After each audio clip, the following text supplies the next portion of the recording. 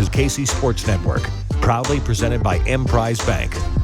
Hello and welcome into another edition of 3Ma. I am John Kurtz, joined by Derek Young from K-State Online, Cole Manbeck, former K-State beat writer for the Manhattan Mercury, breaking down a Wildcat win. How about that? Feels a lot better at this time than it did a week ago at this time, with K-State not only beaten at Mizzou, but beat up. Now the Cats are a little bit healthier, played a really nice game against UCF. They're back on the winning track heading into a bye week. So lots of good vibes all the way around here. And if you have good vibes, you need to have some good libations to go along with that. Our friends at Holiday Distillery can help you out. Make sure that you get your 360 vodka, your Ben Holiday bottled and bond bourbon. Whichever your poison of choice is, they've got you covered there. The Ben Holiday bottled and bond bourbon draws rave reviews here on this show, but also there's 360 vodka available if you need that. Stock up for your tailgates for the rest of the year. This is the bye week. This is the time to stock up. You got a little bit of extra time. Make sure you've got a bunch ready to go for the rest of the season, particularly if you are heading to Stillwater next Friday. So shout out to our friends at Holiday Distillery. They support us here on the pod, so please support them. Gentlemen, we are all here to talk about the number one burning topic on everybody's mind, which is Taylor Swift at the Kansas City Chiefs game. Cole is thrilled to talk about that. No, in all honesty, Cole basically made me stop talking about it so that we could start doing the pod. So if anybody wants any of that talk, let me know. Maybe we can do a Patreon episode about that, because I'm ready and willing to talk about any and all of it. But Cole wants absolutely no part of that discussion. So I'm sorry, we're going to have to talk K-State football here, apparently. I think John can do a Patreon pod with my wife, Vanessa, this week, which is actually probably planned. It could be something very entertaining that you folks should certainly check out on the Patreon, because I think that'll be an entertaining show. There might be some good stories in there from back in her day, working with Ron Prince and in the football office. Let's tease that out now. No, we're going to analyze the theory of not getting Travis Kelce a touchdown until late in the game and whether or not that was intentional. Lots of things to break down there, but perfect time as any, Cole, to remind everybody that you can go to patreon.com/3ma if you want extra content from us, extra episodes throughout the week. We did about 45 minutes of live post-game, taking your questions after the UCF game.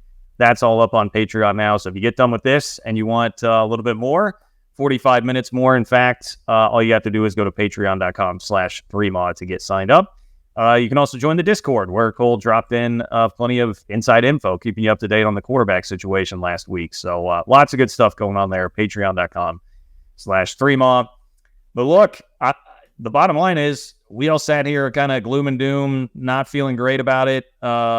Even our group chat, I think, heading into the day, we were kind of like, boy, I don't know about this. And you come up with a double-digit win. It was a 20-point game until Gus Malzahn took the Eli Drinkwitz timeout at the end of the game to make sure they squeaked in that last touchdown there. But you win and cover. The offense looked pretty darn good. DJ Giddens obviously carrying a lot of the load, but Will Howard plays the entire way. You avoid some of the messiness that we thought would be there at the quarterback situation. You get a little bit healthier and you get a big win. I mean, pretty good day at the office overall, I would say, DY. Yeah, you can't really complain about it. There was obviously still moments in the second half where that game felt still in doubt I think mainly in the third quarter until Kansas State ultimately pulled away. And I have some questions that are still lingering in the back of my mind. I think about this team and moving forward, but at the end of the day, you only punted once. So we had questions about the offense going in, and those were pretty much answered and null and voided at this point. The defense still has some things to work on. The inexperience is really costing them at this point, in my opinion. And obviously they got younger and not older when they had to play Austin Romaine with Daniel Green on the shelf for the remainder of the season. Look, they just need to play more. My gut says, between, really because of how far they have to go, but between now and the end of the season, the defense will probably be the most improved part of this team, but they obviously have the farthest to go at the same time. So that's where I am on that. No worries about the offense. Defense has to get better, but looking back on our game-to-game predictions before the season, we got to be honest here. Like, this is kind of what we expected. Like, go look at our scores or go listen to our scores of those games when we predicted it game by game before the season even started. We anticipated these kinds of shootouts. It's interesting to think about the offense so far through 4 games. They're averaging 3.43 points per drive. Last year, K-State's offense on the season averaged 2.69 points per drive, which ranked 28th in the country. Now, the schedule is going to continue to crank up, and you're going to play harder defenses, so those numbers are going to come down. But the 3.43 points per drive would have ranked top 10 in the country last season. And so they have been relatively efficient. They've shot themselves in the foot a few times and made some mistakes game in and game out, turning the football over every game with probably an avoidable mistake. And each one of them, missed field goal, missed extra point against UCF, or the numbers would have been even better. And at the end of the day, though, you average 4 points per drive. You score 44 points on 11 drives against the UCF defense that was top 40 in all the metrics coming into this game nationally. And it's 24 points on 4 drives in the second half. You only had 4 possessions in the entire second half, and you scored 3 touchdowns and kicked a field goal. So, you look at those numbers, it was really efficient. In fact, K-State should have had 48 points on 11 drives if it wasn't for some special teams errors on the extra point and missed field goal. So offense was terrific. Sorry, John, were you going to say something there? No, I'm just lamenting the disaster that special teams have been the last few weeks. Yeah. Disaster. Hire somebody disgusting special teams on Saturday. I'm sorry. Yeah, no, you're good. Well, I'm sure we will get into that at some point, but let's keep the positive vibes flowing for now. So offense was really good, and we'll get into DJ Giddens and the running game here throughout the show. Obviously, that's a huge storyline, but defensively at a high level as well. It was frustrating because you gave up some big plays again, and there were opportunities. You gave up a lot of 3rd and long, 4th and long situations that were incredibly infuriating. I've got them noted down. I'll have to pull them later, but that was a frustrating point. Probably too many explosive plays. You give up 7 plays of 20 or more yards. Once again, you gave up 7 against Missouri of 20 or more yards. So over the last 2 weeks, 122 plays the defense has been on the field. They've given up an explosive play on 14 of them. I think it comes out to 8.7% of the plays that they're on the field. K-State's defense is giving up an explosive play of 20 or more yards. It's too high. Now, we know this is a UCF offense that came into the game with 28 runs of 10 yards or more through 3 games. They had 5 against K-State, really 4, because the last one came very, very late on that last drive of the game in garbage time. I think K-State's run defense was okay outside of a couple of big plays. I thought they did a nice job there. Just really the trick play, and then the that they gave up that was wide open, and then that 3rd and 10, 46-yard touchdown pass that they gave up that were probably some of the more frustrating points. Yeah, I mean, the infuriation and frustration on the defensive side, I don't know that's going to go away overnight. So, I mean, we can just pull our hair out and say, oh, all you got to do is this, all you do is that, but that's what young players do. They infuriate you until they're not young anymore. Yeah, well, and honestly, I mean, the most infuriating play of the entire game to me was not the trick play. It's a freaking draw on 3rd and 21. I mean, that cannot happen. Well, yeah, cannot happen. Yeah, 2 true freshmen just immediately jump at it. I mean, they're just. But they were in the right defensive set to defend something like that. They only rushed 3. They had their defenders back to read the play. Yeah, but if you watch, it's the linebacker. They had 2 young linebackers on the field that didn't really react well as soon as the ball was snapped for some reason. Who were the backers out there? It was Romaine, and who was Asa or Clifton? Was it Clifton too? It's got to be Clifton and Romaine, I would think. Yeah. Okay. Yeah. Well, they took some bad angles, missed tackle. I mean, Austin Moore missed a tackle on that play too, which is unusual to see. So, just that was. I'll be honest, guys. When that happened, I thought K-State might lose the game because that was so incredibly frustrating to watch. That's what players do. That's what I said before the season. Like, you guys, you can go back and listen. I said the beginning part of the season, this defense is going to frustrate you because you are spoiled and are kind of used to seeing the defense of the last 2 or 3 years. This isn't that group. Yeah. When you replace 6 or 7 studs all at once, and we're talking studs here, Echo Boydell, Julius Brits, Josh Hayes, now Daniel Green, Felix Ndike-Uzama, Eli Huggins. I mean, these are pros, and they're all playing on Sundays or will play on Sundays. You replace that group, and that's 6 or 7 pros, with first-year starters that have never played a college football game. Yeah. No, I mean, Yeah, that's right. I mean, I got the notes right. 3rd and 15, you give up a 27-yard touchdown pass on a screen where they got K-State in the right call. 3rd and 10, a 46-yard touchdown pass. 3rd and 13, defensive pass interference gives UCF the first down. 3rd and 21, 23-yard run. This one shouldn't even really count in my eyes. 4th and 15, garbage time drive, last drive of the game, 29-yard pass to the 1-yard line. So too many 3rd and long type of conversions like that. But at the end of the day, guys, UCF in non-garbage time scores 24 points on 10 drives. That's 2.4 points per drive. So when you look at the finality of it all, I think every one of us would have taken that going into the game. And UCF does have some explosion. I mean, this is not an offense that is devoid of explosion at all. I mean, that little back of theirs he's got some speed, and they talked a lot about how much they liked what they're getting at quarterback as opposed to John Rice Plumlee here with somebody who can get it down the field a little bit better. Now, McLean also made some really poor mistakes, so there's some good and bad, but I think you also saw why I understand why UCF fans saw the upside there and were loving it up. We're also kind of, to Derek's point about K-State's defense and young players, you see all right, well, that's why he was the backup quarterback, because he's going to make some mistakes like that. So the good news is, I would say on the topic, DY, of the defense getting better and how fast can they get better, and you have a bye week, and then you've got Oklahoma State and Texas Tech, which do not look like very explosive offenses right now at all. Now, no disrespect to Taj Brooks, who I think is a really good player and is underrated because of where Tech is at right now, but you're not going to be tested probably as much by the next two offenses that you play. I don't think you're going to get tested by Oklahoma State, because I don't even think that you can point to players there that really scare you on the offensive side of the ball at this point, and they're kind of a dysfunctional organization too. I don't do they still have Brennan Presley? I guess that'd be the one guy. Yeah, but it's hard to get in the ball, right? So yeah. Texas Tech still has dudes that could scare you in a game where it's in Lubbock. I know that they're struggling right now too. I would just say they have the potential to still do it. I'm not sure that Oklahoma State does. Yeah, I totally agree. I mean, look, I think Tech, and they have they're their going to pop up and beat someone. They're going to pop up and beat someone. Well, their next couple of games are Houston and Baylor, so they're probably going to win the next two and be on a little bit of a roll by the time that game gets here. So yeah, in fairness, I think they'll be okay as long as Baron Morton has not completely regressed, which he did not look very good, but it was a rainstorm. And, lots of wonky things happening in that game against West Virginia. Yeah, if I remember correctly, he's kind of a turnover waiting to happen, though. Yeah, well, K-State's defense did force a couple of turnovers. There's positive.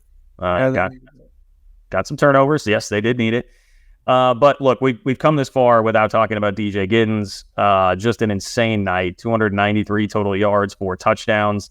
Was it 38 touches? Do I have that right? 38 touches. Yep. I mean, incredible. And Derek, you called it. Hey, they've got a bye week coming up. They don't have to worry about really splitting carries too much. I mean, they used Frias a little bit, but pretty sparingly. And DJ was, not only was he just a workhorse in the ground game, but he was almost effectively an extension of the ground game in the passing game, where just a lot of angle routes, stuff out of the backfield, checkdowns, and he would pick up 5-6 yards. I mean, that happened tons of times throughout the game. Felt like 6-7 times. Will would just check it down to DJ Giddens, pick up 5 or 6 yards, and kind of stay ahead of the chain. So cannot say enough good things about what he did, stepping up in a spot where K-State really, really needed it. With no Trayshawn Ward, man, we saw the absolute best of DJ Giddens on Saturday. Yeah, it was a record-breaking performance, an historic performance, and I know Cole will be able to apply better perspective on the details of that. But at the end of the day, DJ Giddens probably carried Kent State to a win. Will Howard was good, not great, but good. He's still missing the vertical throws, right? So you could have had a couple more things go your way had he connected on a few of those that were right there. So that's what Will Howard means when he's in post games, talk about missed opportunities.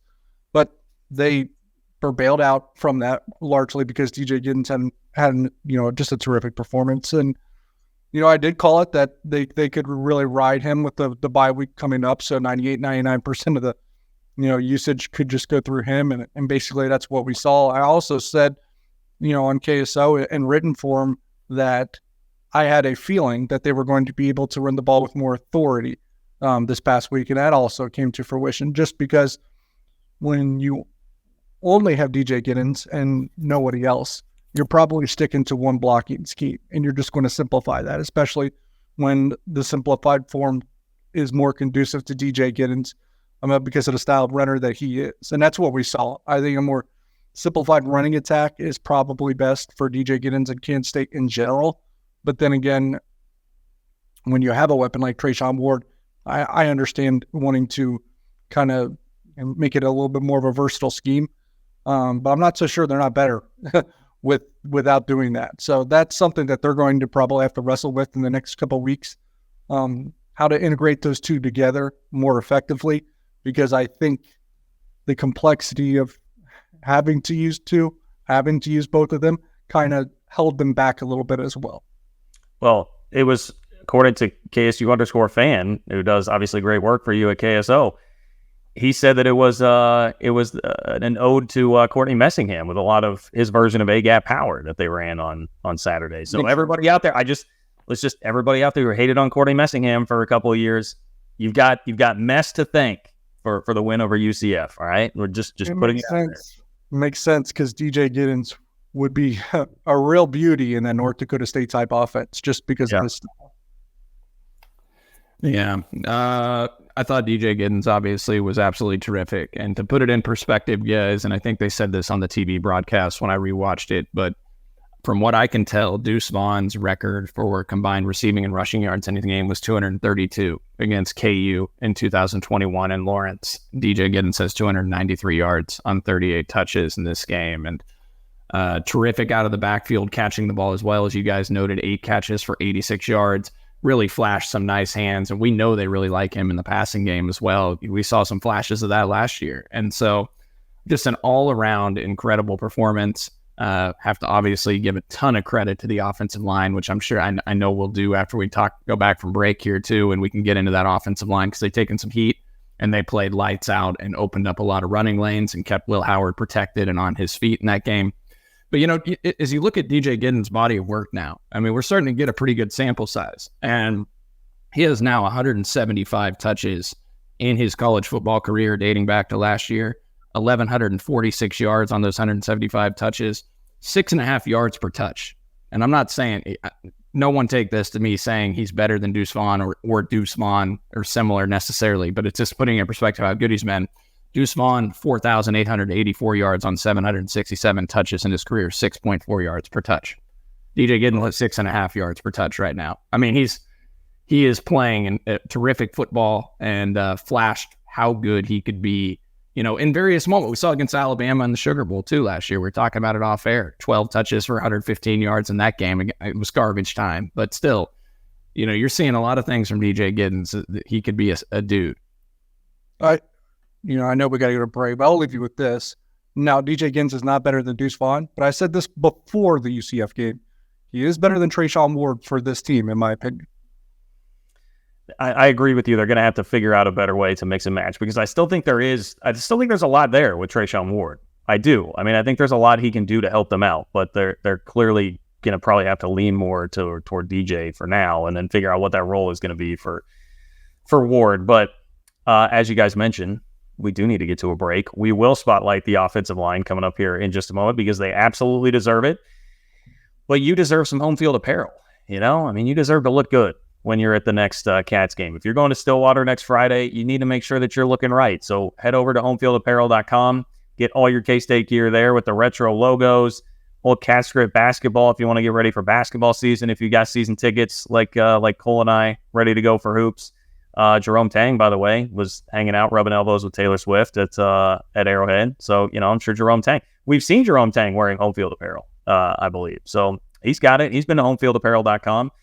Use the promo code 3MA23 for 15% off if you're going for the first time to homefieldapparel.com. So get suited up right, look great at the tailgate, and homefieldapparel.com is where you need to go to do that. You can also get 100+ other shirts, other teams that are available there. We appreciate them for supporting the pod, and we are back with more on the K-State offensive line next. Thanks for listening to KC Sports Network. Make sure you download our new app. Find it on the App Store or Google Play. Just search KC Sports Network. Cole, are you disappointed we didn't get a Jerome Tang selfie with Taylor Swift out of that whole deal? I mean, so I thought that was the storyline, that Jerome Tang was at Arrowhead, not Taylor Swift, but whatever. So, no, I don't think it would have been that big a deal to get a selfie with Taylor Swift. So, well, Jareem was certainly angling for it. If Jareem wants it, if Jareem wants it, then I wanted it for Jerome Tang. But yeah. Did I just say something inappropriate? Why are you guys busting up like? No, it's just funny. If Jareem wants it, then by God, make it happen. What Jareem wants, Jareem gets. Go on. I was like, gosh, did I just say something I shouldn't have? I'm sure that's happened before, but yeah. No, I'm just laughing at the whole. We get the wheels back on the track here. Yeah, fair enough. Hey, DY's very businesslike today. Okay, DY, listen, I'm the experienced host here. All right, I will get us back on the track. Okay, Christian Duffy was back on track on Saturday. See, how dare you doubt my ability to be a host? What a damn transition that was. Christian Duffy was back on track. Cole, did you say he played 39 snaps? Is 39 the number that I got for Christian Duffy? 24. Oh. 24? So PFF was that far off. PFF has it at 49. Yeah, no, it's because I'm in the middle of writing the story, so I can go here. Christian Duffy. Okay, maybe I was looking at the wrong thing. They still have it at 49. It looks like. Yeah, I was gonna say I double checked it this morning. I don't trust. I thought he was on the field a lot. I felt like he was on the field a lot. Now, yeah. I realize I feel bad because we just gave 3 different numbers there. Cole said 49. I thought it was 39. Derek thought 24. PFF says 49 snaps for Duffy when the original goal seemed to be 20 to 30. I mean, either way, the offensive line seemed to function a lot better. And credit where it's due. Like, as much as we came on and were frustrated with them for the first 3 weeks, in some ways rightfully so, they manned up. I mean, I feel like we said in the pregame, like, this needs to be a game where they just go out and maul some people and make us feel a lot better about what's going on. And getting Christian Duffy back, I'm sure, really helped because they got to play Cooper Beebe inside for much of the game. And, man, they did a hell of a job. Paved the way for a record-setting day for DJ Giddens. Tip of the cap. They deserve all the credit in the world for the effort on Saturday. It was much, much, much better. And I think you see, like, what a difference it makes when you have all of a sudden Beebe, who's totally elite, Leviston, all-conference player, Christian Duffy, I don't know, DY, like borderline all-conference player. You get those 3 guys back on the line, everything looks and works so much better. Yeah, it did, and I think a lot of it is because Christian Duffy on the right side gives you another good communicator, I would say, in terms of guys knowing what they're supposed to do and how versus a certain look that potentially they haven't seen yet. He just has that kind of ability as in terms of football IQ. So does Cooper Beebe. So you have one on the left, one on the right, and you feel good about your communication across the board. Because not every offensive lineman is like that, where they can just look at anything and know exactly how this should be done. I can't say there's 2 really good ones at that, in Cooper Beebe and Christian Duffy. And I think that really makes them go. Obviously, leaving Cooper Beebe on the left side really helps, especially in the run game, and you can keep him on the interior. Going back to the snap count thing, look, maybe Christian Duffy did play 49 snaps, but I can tell you there is more than one discrepancy on this list for my billing, because they also have KT Leviston tied for the most with Will Howard, Cooper Beebe, and Hayden Gillum with 85, meaning he was basically on the field for every single one, and we know that's not true because he got hurt and missed a series. Well, there also weren't 85 snaps. That's nothing serious, right? We thought we were thinking that was cramps with KT. Cramps, yeah. So, yeah, then like Cole said, I don't think there was 85 snaps anyway, but KT Leviston would not have the same amount of snaps as Will Howard and Cooper Beebe because Cooper Beebe replaced him at left tackle. Yeah. John's triple checking my medical report on KT Leviston. He's he didn't trust my on the field report. No. That was not Cole. I know.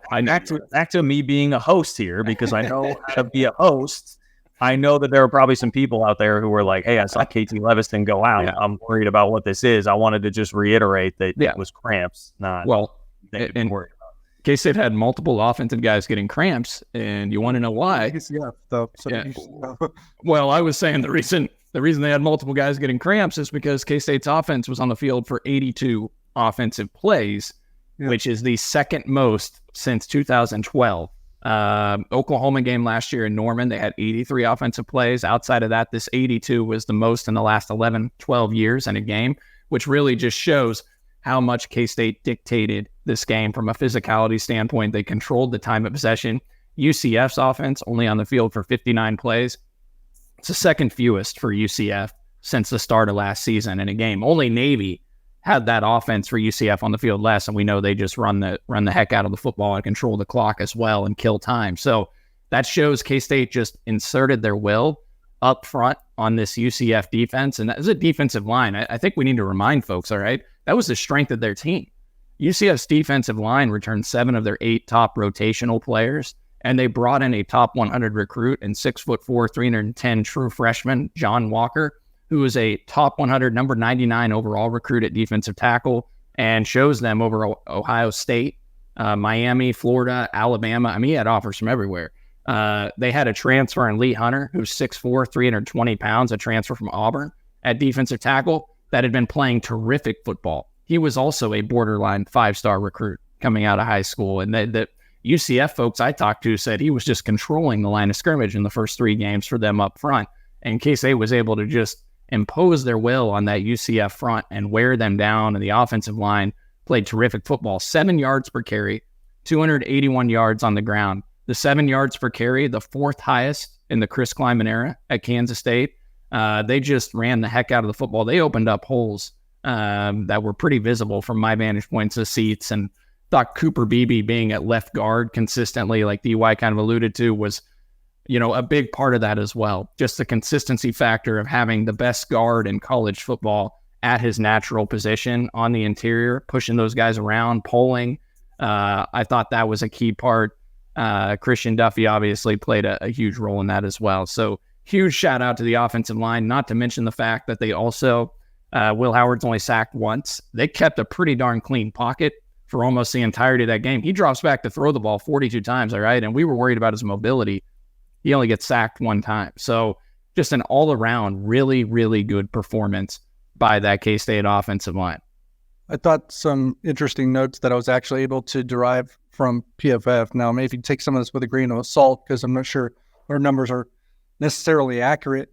But when Carter Wills is on the field, Kansas State's passing the ball much more than they are running. The numbers there are a pretty wide discrepancy. When Taylor Portier is on the field, they're running a lot more than they are passing. So I thought those 2 were interesting. Another one, Will Swanson, it says he's on the field 19 times. Kansas State runs it 15 of those. So that's a pretty large portion as well. And Seth Porter on the field 18 times. Kansas State threw it 15 of those. Interesting. And they tried the trick play with the end around with Seth as well, pitching it back to Will. Unfortunately, that didn't work. Also, I meant to mention as well, the 32 first downs by K-State in this game, second most in program history against an FBS opponent. So some really incredible numbers from this offensive performance. And again, I don't want to understate, I think UCF's defense is decent. I think K-State, I don't think they're elite by any means, but I think that's a respectable defense. And K-State put up some dominating numbers. Yep. And if this is probably picking nits a little bit, but if I'm going to say what is the concern, if any, still on the offensive side of the ball, for me would be passing explosiveness. I think they're lacking in that department still. And I thought they were hurt by that again against UCF. It was much worse against Missouri, in my opinion. But against UCF, I thought it cropped up again. Now, I will say, and maybe this is picking nits as well, if Will Howard throws a good ball, then maybe the passing explosiveness doesn't look as bad because he missed Jaden Jackson and he missed Garrett Oakley. Yeah, I think it's a good point, DY. The longest pass caught by a K-State wide receiver was Seth Porter at 16 yards. That's not including Ben Sennett, who's a tight end. And then Phillip Brooks' longest catch was 13, and then 12 for Jaden Jackson. So, Ben Sennett had a 22-yard catch, and DJ Giddens had your longest catch in the day for 24 yards. Yeah, and those were some yak involved in those, I believe. And it was like 6 yards an attempt, right? I mean, Will threw the ball 42 times, if I recall correctly. Yards. Pulling up the box score here. He's 6.1 per pass in the game, but he had really pretty nice numbers going into halftime, guys. He was 19 to 29 for 193 yards. It was the second half, 13 pass attempts for just 62 yards. And so struggled a little bit in the second half, especially with the passing. The yards per completion is where you really get your discrepancy between those two schools. UCF, almost 19 yards of completion, which is, that is an issue, but Kansas State, not even 10. Yeah. And I think it's just kind of going to be a thing. It's probably an issue that they're going to have to deal with, especially when the receivers got a little banged up throughout the game. So, I mean, let's focus in on that. Let's focus in on the passing game after we tell you about our lovely friends at DraftKings. We're back with another week of football, and DraftKings Sportsbook is keeping us in on the NFL action with great offers every single game day. New customers can bet $5 and get $200 instantly in bonus bets. Throw $5 down on any of this week's epic matchups to walk away an instant winner. And DraftKings isn't stopping there. All customers can take advantage of 2 new offers every game day this September. Football's more fun when you're in on the action, so download the app now and sign up with code KCSN. New customers can bet just $5 to get $200 instantly in bonus bets, only on DraftKings Sportsbook, an official sports betting partner of the NFL with code KCSN. The crown is yours. I feel like I should step in and say here, Cole, we had some guy tweet us, how much did that guy win? Like $2,800 by betting our picks last week? Someone won like $2,800. So get on DraftKings and use our picks and get rich quick, because we have evidence of that. He selectively eliminated my pick from his parlay and used. Well, that's just being smart. I mean, that's he packaged a couple other picks of his own with ours. But DY, he used one of your picks. He used one of your secondary picks. My secondary picks are money this year, folks. Just don't look the primary one. Yeah, just don't take the helmet pick. Get the other one. Get the other one from DY. Gambling problem? Call 1-800-GAMBLER or visit www.1800gambler.net. In New York, call 877-8-HOPE-NY or text HOPE-NY. In Connecticut, help is available for problem gambling. Call 888-789-7777 or visit ccpg.org. Please play responsibly on behalf of Boot Hill Casino and Resort. Licensee partner, Golden Nugget, Lake Charles, Louisiana. 21 plus, age varies by jurisdiction. Don't even do it, Ontario. I see you making the move. I see you starting to get up and pull that phone out. Don't do it. Do not do it. It is void in Ontario. Stop it right now. See sportsbook.draftkings.com/football terms for eligibility, terms and responsible gaming resources. Bonus bets expire 7 days after issuance. Eligibility and deposit restrictions apply. More on the K-State passing attack next. Thanks for listening to KC Sports Network. Make sure you download our new app. Find it on the App Store or Google Play. Just search KC Sports Network. So at one point in this game, you did have, obviously, still a beleaguered Keegan Johnson. I mean, he was out there and made somewhat of an impact, but you have him. RJ Garcia went out pretty early in the game, didn't return. Jaden Jackson, DY, I believe you mentioned, was cramping up there. So, like, it was, as Seth Porter got banged up too. I believe it was on the kick return that he took out. So, I mean, it was like pretty much everybody in the receiving corps that has played this year was dealing with something in some way, and they're already struggling to generate explosiveness as is. So I mean, look, the offense scored 44 points. It's hard to be. I feel like we've had kind of similar conversations every week where it's like, well, the offense did this, and even last week against Mizzou, against a pretty good defense, the numbers relatively hold up all right, but that is the thing that you appear to be missing. It does not appear to really be changing. I guess hopefully Keegan Johnson gets a little better through the bye week. It won't hurt, but that is something that they desperately miss right now, is explosiveness in the receiver corps, and it just unfortunately feels like we have the same conversation about every year with the receiving corps, minus Cade Warner and Malik Knowles last year. Cade Warner and Malik Knowles made that turn into a different convo last year, but it feels right back to kind of where it's been since Tyler Lockett left town. Malik Knowles was explosive last year. Cade Warner was actually kind of explosive last year, but pretty reliable. This year, you're getting reliability out of Phillip Brooks, who I think has had an understated season probably this far by us. Agreed. Outside that, we've seen a lot of inconsistency. Jaden Jackson's been good in the first half of most games, and then kind of fades away into, obscurity after the fact. So, look, I've been kind of probably a little critical about Will Howard this year, considering his numbers have been pretty impressive, and I think he's been good, but not great. And maybe he's not been great because it's just been a revolving door of weapons. I mean, Trayshawn Wart's missed a game. Garrett Oakley's missed 3 games. Ben Sinnott came into the media availability after the win over UCF with ice all over his shoulder. So, and those are the ones that you didn't mention. I mean, Seth Porter was banged up. Jaden Jackson was banged up. Keegan Johnson is banged up. RJ Garcia played 3 snaps and it was never seen again because I think he's dealing with a soft tissue type of thing. So it's been a revolving door. Not only have they not been explosive or particularly effective when on the field, but they're also banged up. And in Trey Spivey's case, he was not in uniform at UCF because of an illness, I believe. So this is just the most banged up room and the one probably not performing to their level of standards and potential at this point too. I think it'll get better, but they need to get healthier too. And that seems to be going the other way instead of in the right direction at this point. But in terms of passing explosiveness, look, I'm just going to be simple with this because I think it is pretty simple. They were going to depend on Keegan Johnson for that this year, and he hasn't been Keegan Johnson. I suspect they built a lot of their offense in the offseason around the thought that Keegan Johnson would be the number one wide receiver and that vertical playmaker, and the fact that he hasn't been able to be himself out there has probably had an impact on how they call these games and how Colin Klein attacks opposing defenses. And you have to hope now with the bye week, that he takes that next step, because I will say, I mean, DY Pro Football Focus had him at 52 snaps in this game, right? Yeah. He was at 52 snaps. It's kind of what I said I don't know if I said it on the pregame show last week or on the other one, but I said at this point, I don't think the number of snaps is what we should be looking at. It's the quality. Well, that's the thing, because he's targeted 3 times on 52 snaps. Now, I think they had the one deep ball where they threw it to him. There was another one, I think he beat his guy, but Will got sacked, right? That was Garrett Oakley. I thought one. I think someone in the chat had said it was Keegan, but it was actually Garrett Oakley, I think is what. Okay, that must have been where I was thinking. Yeah, Will Howard got sacked on one where Garrett Oakley was wide open, and Will was looking that way, so that would have probably been a touchdown as well. I thought Keegan did beat his guy over the top, and Will just overthrew it. He might have got hit at the same time. I don't know, but he missed him, so that's another one I think Will would probably want back.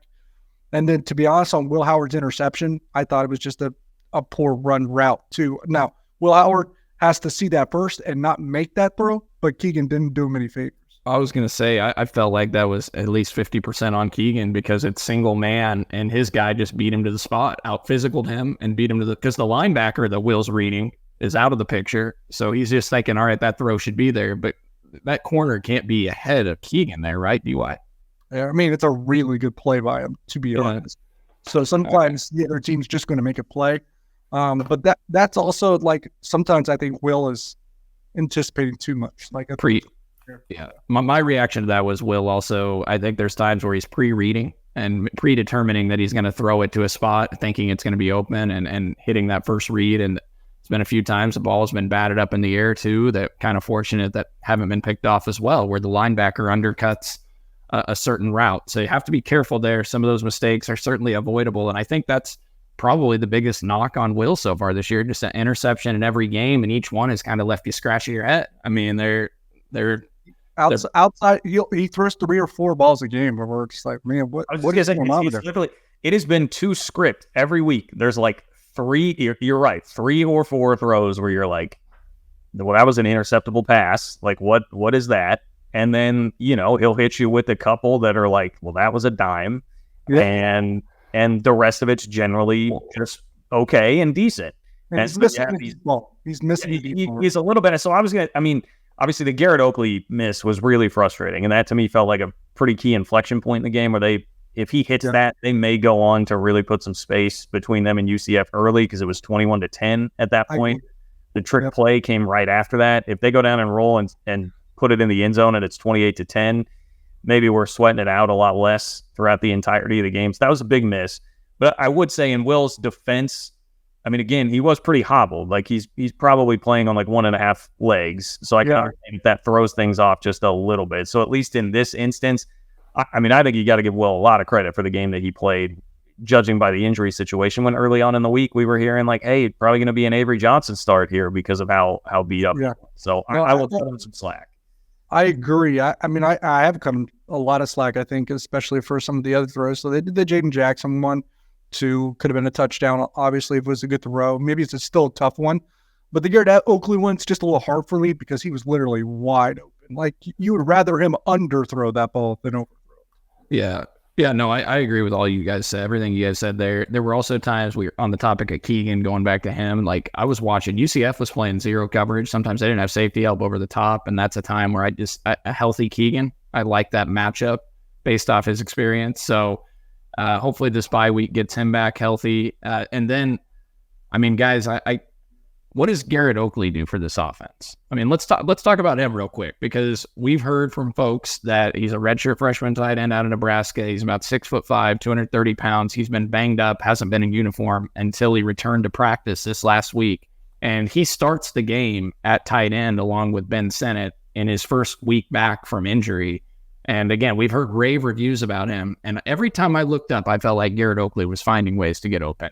I mean, he looks like he could be another Ben Sennett type vertical threat at the tight end position. I would agree. And he was open a lot. And that's probably a well that they can dip into if they're going to struggle a little bit in terms of production at the receiver position, because a lot of times he's going to be open because they do have to worry about Ben Sennett. So if you have two tight ends like that on the field at the same time to worry about, it kind of makes it tougher to scheme out a certain player. So if they're going to take away Ben Sennett, Garrett Oakley is going to be open. Well, yeah, that could be a key factor here as we head into the rest of Big 12 play. The other thing that is a key factor is the continuity of the offensive line, and now hopefully the ability to run the football, which they hadn't been able to do necessarily in the first three games very well or up to their standard, because in the last two games heading into that one, they ran the ball 73 times for 285 yards. They run it 40 for 281 against UCF. If the offensive line can play like they did, and there's more continuity and consistency there, and you get that running game more established, there's going to be a lot more single man on K-State's wide receivers and a Garrett Oakley and a Ben Sennett, where they're not able to drape all over them necessarily. So there's a lot of things that you could take away from this game, and looking ahead, you add a weapon in Oakley, you hopefully get Keegan Johnson healthier. You know, Trayshawn Ward, I think you'll probably get him back for Oklahoma State as well. So at least you have another experienced running back there, even though DJ Giddens probably needs the guy getting the majority of the carries going forward, or at least, the larger percentage of the carries. So I think there's some opportunities. And I think out of all the injuries, Spivey should be fine. I think Seth Porter got dinged up on his ankle that he'd been battling a little bit of an injury on that kick return. So I think he'll probably be okay with the bye week, just speculating there. And then you also should get Jaden Jackson was just cramps, so I think he'll be fine from what it looked like. So it's RJ Garcia that you have to just see where he goes from here. But also maybe with the bye week, some of these younger wide receivers like a Jace Brown or Trey Spivey get a little more incorporated in the offense. I don't know.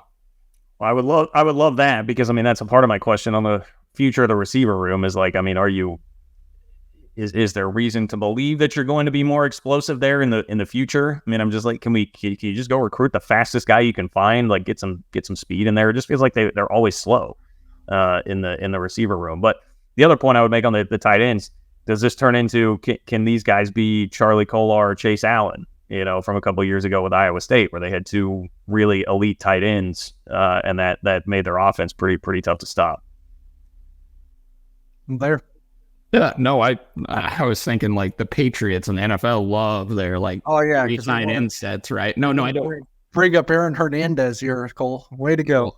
I wasn't even going there. I was going with they've been running two or three tight end sets. I don't want to be the Patriots offense. I was just thinking that the two tight end sets could be a weapon with Oakley and Ben Sennett, and that could be hard to defend. And so and you got to like that Garrett Oakley got around 20 snaps in this game, and now he's got the bye week. He's knocked some of that rust off. It was his first college football game, and now he can get more incorporated and more comfortable and get even healthier with this bye week. So it just falls at a great time, and looking forward to seeing what he can do as well. And then hopefully Keegan Johnson gets closer to 100% as they rest up something this week.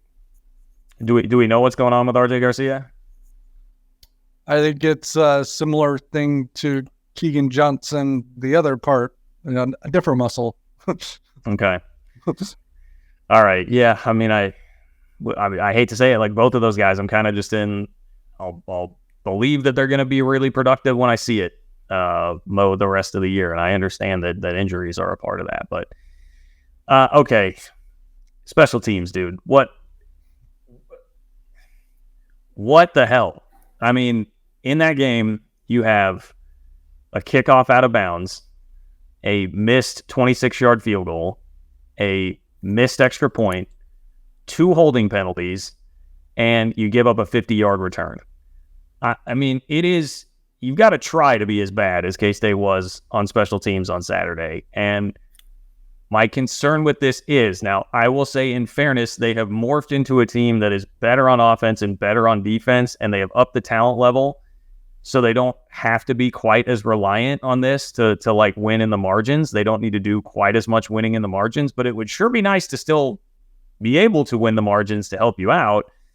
And they've just seemingly slowly, it feels to me like they have slowly eroded a little bit the special teams the further away that they have come from Bill Snyder's program, which there's going to be some of that inherently because he was as good as anybody at doing that for years. But, they weren't very good last week at Mizzou either. You had punts that were not great. Obviously, you give up a 61-yard field goal. I know it was a long one, but Tennant missed one there too. I have very little reason to trust much of what's going on special teams right now, and it's not like we're seeing big returns being popped either. I don't know, man. Special teams feels like a mess to me right now.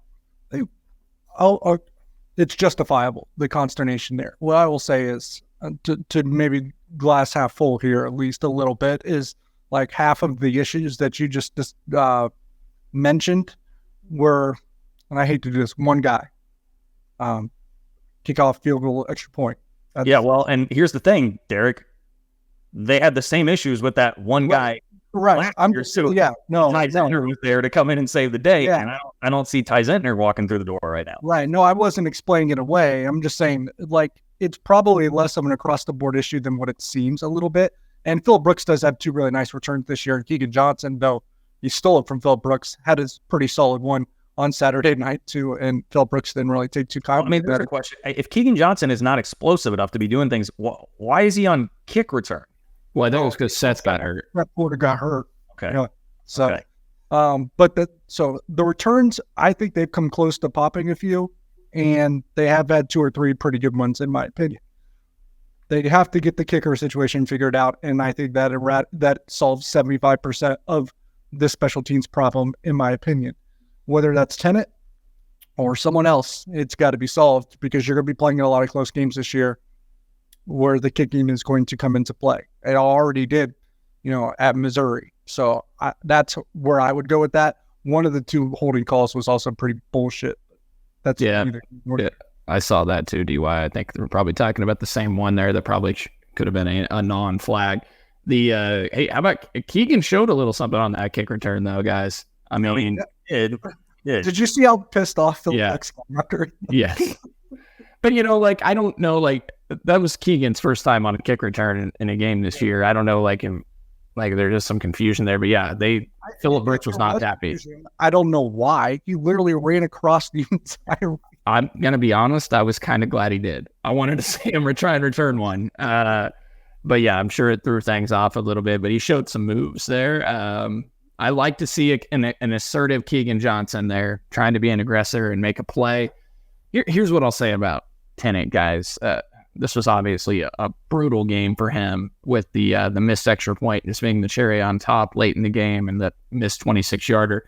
And I think, obviously, based off the sample size of what we've seen in the past, that's why we view this as a problem. If it wasn't for the past, we probably wouldn't be feeling that bad about this because Tennant had actually been pretty solid going into this game. His only missed kick on the year was the 50-plus yarder at Mizzou. It was 55 yards where it was online. It just came up a little bit short, a couple yards short.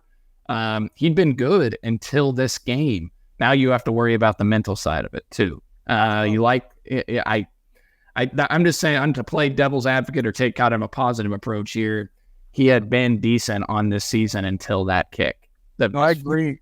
And maybe it's a good thing that he's going to get 2 weeks to kind of forget about what just happened because we know that the mental side has kind of crippled him before.